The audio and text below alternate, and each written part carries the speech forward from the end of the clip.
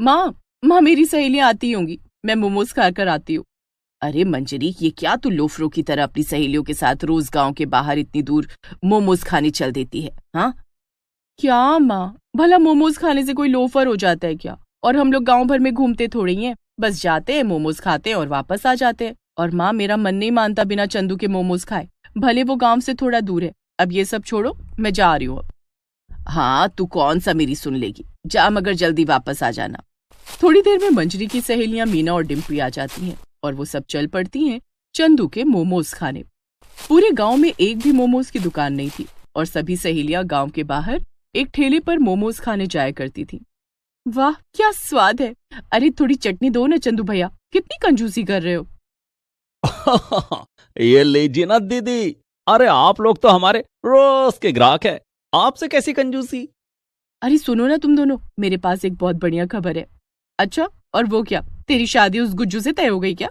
अब तेरे बाबा चौराहे पर उसे लाठी लेकर मारने नहीं भागेंगे? अरे नहीं पागल, ये भला कहाँ हो सकता है। बाबा और गुज्जू की तो जन्म जन्म की दुश्मनी है। खबर तो ये है कि मेरी एक सहेली है शहर में, राधिका। 1 हफ्ते में उसकी शादी है और उसने मुझे भी बुलाया है। अब माँ या बाबा में से तो कोई जाएगा नहीं और वो लोग मुझे शहर अकेले जाने भी नहीं देंगे। तो क्यों ना तुम दोनों मेरे साथ चलो, यकीन मानो बहुत मजा आएगा। मीना की बात डिम्पी और मंजरी दोनों को पसंद आती है। वो लोग पहले कभी शहर गई भी नहीं थी। ठीक है, मैं अपने घर में पता करके तुम्हें बताती हूँ। हाँ मैं भी।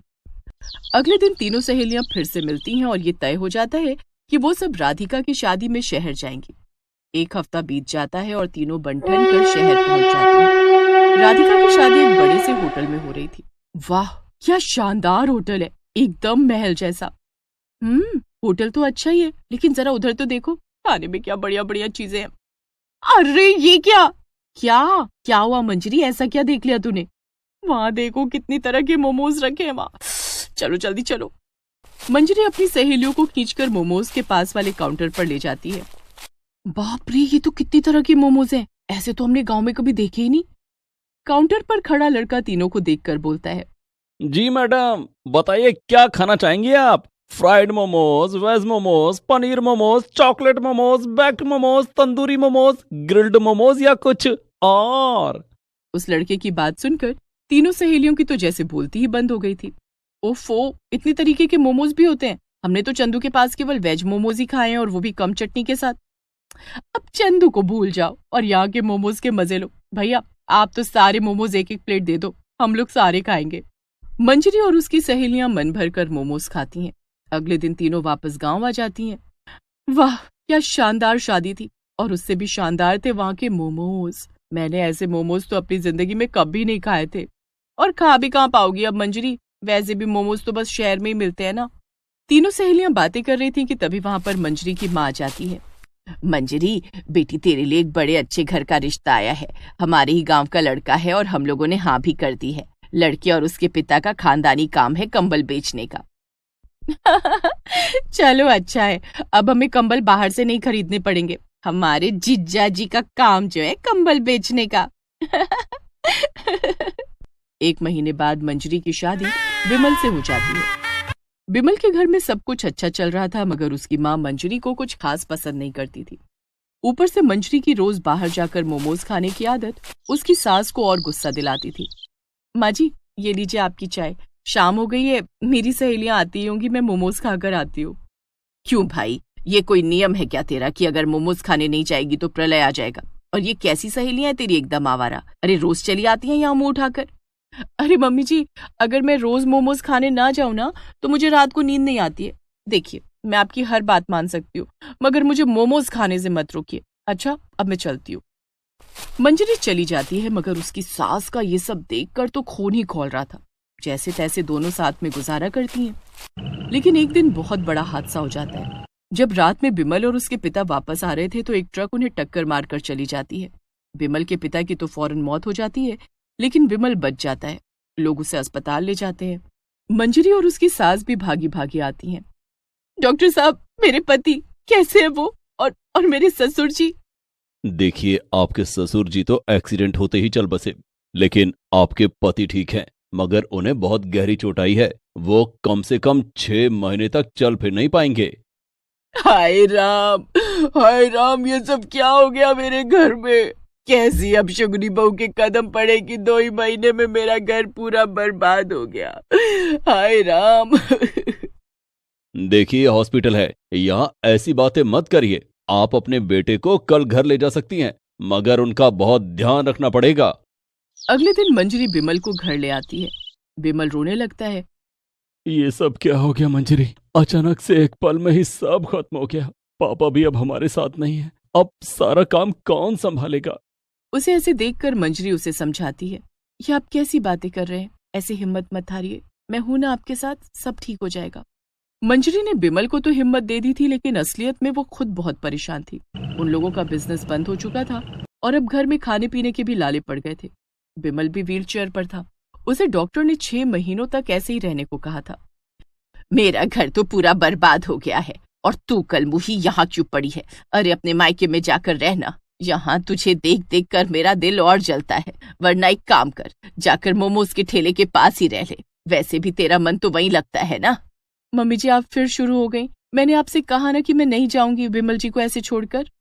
मंजरी आगे कुछ बोलने ही जा रही थी कि तभी उसके दिमाग में एक ख्याल आया। मोमोज? वाह, अब तुझे सच में मोमोज खाने हैं। बहुत बढ़िया, शाबाश। नहीं, मोमोज का ठेला। मैं मोमोज का ठेला लगा सकती हूँ। इससे मैं अपना घर चला लूंगी और बिमल जी, आपकी चिंता भी कम हो जाएगी। क्या ऐसा सच में हो सकता है मंजरी? ये तू क्या बकवास कर रही है? अब तू सड़कों पर मोमोज बेचेगी और हमारे घर की बेइज्जती करवाएगी। माँ, बस भी करो। यहाँ घर में खाने तक के लाले हैं और तुम्हें इज्जत की पड़ी है। मंजरी, मैं तुम्हारे साथ हूँ, तुम अपना काम शुरू कर सकती हो। ठीक है, मैं अभी वापस आती हूँ। मंजरी की सास मना करती है, लेकिन वो फौरन अपनी सहेली डिम्पी के घर गई। उसने मीना को भी वहीं बुलवा लिया। फिर उसने दोनों को अपने इरादों के बारे में बताया। देख मंजरी, मैं तेरी हालत समझ सकती हूँ, लेकिन मुझे एक बात बता, गांव में कोई हमारे मोमोज क्यों ही खाएगा? अरे चंदू के बनाए मोमोज के आगे गांव में किसी के मोमोज की दुकान नहीं चलती है। वो तो इसलिए क्योंकि अभी तक किसी ने वैसे मोमोज खाए ही नहीं जैसे हम लोगों ने खाए हैं। क्या मतलब तुम्हारा? याद नहीं जो मोमोज हमने तुम्हारी सहेली की शादी में खाए थे? वैसे मोमोज सारे गांव में कोई नहीं बनाता और ना ही कभी किसी ने खाया होगा, तो क्यों ना हम वैसे ही मोमोज बनाए। अरे वाह, ये तो सच में बहुत अच्छा रहेगा। लेकिन तुम्हें वैसे फ्राइड तंदूरी और बाकी तरह के मोमोज बनाने आते हैं? नहीं आते तो सीख लेंगे ना। सिर्फ एक फोन ही तो चाहिए सीखने के लिए, वो तो हमारे पास है ही।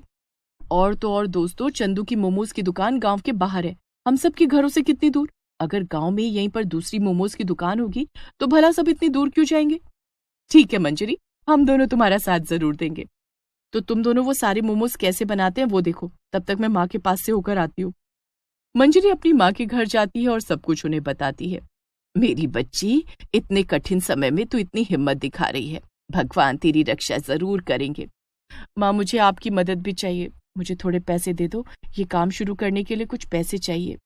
मेरे पास ज्यादा पैसे तो नहीं है बेटा, लेकिन जितने हैं मैं तुझे अभी ला कर देती हूँ। मंजरी की माँ उसे थोड़े से पैसे दे देती है। वापस जाकर मंजरी और उसकी सहेलियां मोमोज बनाने का सारा सामान और एक छोटा सा तंदूर खरीद लेती हैं। फिर तीनों मंजरी के ससुराल पहुंच जाती हैं। सामान तो आ गया है, अब ये बताओ कि ये मोमोज हम लोग कहाँ ले जाकर बनाएंगे और बेचेंगे? हमारे पास कोई दुकान या ठेला तो है नहीं। डिम्पी की बात सुनकर मंजरी सोच में पड़ जाती है, लेकिन तभी बिमल बोलता है। कहीं क्यों जाना, यहीं घर के बाहर बेचो ना। अरे वाह, ये तो अच्छा रहेगा। ऐसे में आपका ख्याल भी रख पाऊंगी और कहीं दूर भी नहीं जाना पड़ेगा। क्या? नहीं, ये तमाशा मैं अपने घर के बाहर नहीं होने दूंगी, कभी नहीं। माँ, वो लोग इतनी हिम्मत दिखा रही हैं, तो तुम भी थोड़ी तो समझदारी दिखाओ। किस दुनिया की परवाह है तुम्हें? कोई आया हमारी मदद करने? नहीं ना, तो फिर चुपचाप मंजरी जो कर रही है उसमें उसका साथ दो। सरला के मना करने के बाद भी मंजरी, डिम्पी और मीना मिलकर एक टूटा फूटा पलंग घर के बाहर डाल देती हैं। डिम्पी मोमोज के लिए आटा गूंथने लगी और मीना सब्जियां काट रही थी। मंजरी मोमोज के साथ की चटनी बनाने लगी। देखते ही देखते मंजरी और उसकी सहेलियां मिलकर 5 से भी ज्यादा तरह के मोमोज बना लेती हैं। कुछ लोग आकर उनके मोमोज चखने भी लगते हैं। अरे वाह, ये तो बड़े ही कमाल के मोमोज हैं। ऐसे मोमोज तो हमने पहले कभी नहीं खाए। और कहीं और खाएंगे भी नहीं भैया, ये मोमोज बस हमारे पास ही मिलेंगे। जाइए और अपने दोस्तों को भी लेकर आइए, हमारी दुकान पर सबसे अलग मोमोज मिलते हैं। ऐसे ही गांव के कई सारे लोग मंजरी की दुकान पर मोमोज खाने आते हैं। चंदू की दुकान के लोग भी आ जाते हैं। ये सब देखकर सरला को अपनी गलती का एहसास हो जाता है। शाम को मंजरी के बनाए सभी मोमोज बिक जाते हैं। वो सरला और विपुल से कहती है, ऐसे ही काम चलता रहा तो हमारी सारी परेशानियां दूर हो जाएंगी। माँ जी, ये लीजिए मेरी पहली कमाई। सरला की आंखों में आंसू आ जाते हैं। माफ करना बहू, मैंने तुझे इतना भला बुरा कहा, फिर भी तूने मेरे और मेरे बेटे के लिए इतना कुछ किया। अब से मैं तुझे नहीं रोकूंगी, तुझे जैसा ठीक लगे वैसा ही करना। फिर क्या था, सारे गांव में मंजरी के बनाए मोमोज के चर्चे हो गए और मंजरी ने अपने घर के हालात फिर से अच्छे कर दिए। Please subscribe this channel.